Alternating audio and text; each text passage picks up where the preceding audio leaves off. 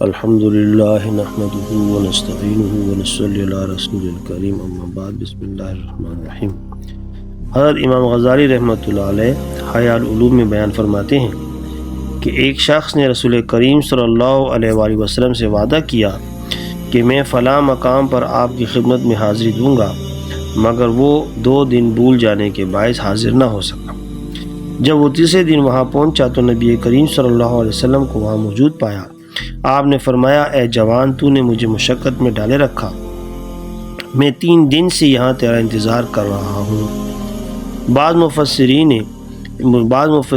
نے انہ کان صادق الوعد، بے شک وہ وعدے کے سچے ہیں، کی تفسیر میں حضرت سیدنا اسماعیل علیہ السلام کی حکایت بیان کی ہے کہ کسی آدمی نے آپ سے عرض کیا، آپ یہیں تشریف رکھیے، میں ابھی حاضر ہوتا ہوں۔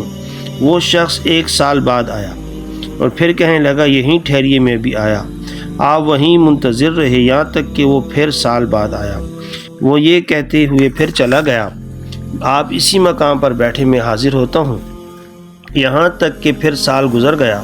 اس پر اللہ تعالیٰ نے سیدنا اسماعیل علیہ السلام کی مدح میں فرمایا، انہ کان صادق الوعد، بے شک وہ اپنے وعدے کے سچے ہیں۔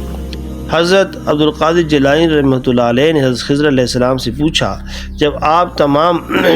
جب تمام نبی وعدے میں سچے ہیں تو حضرت اسماعیل علیہ السلام کا ذکر خصوصیت سے کیوں فرمایا؟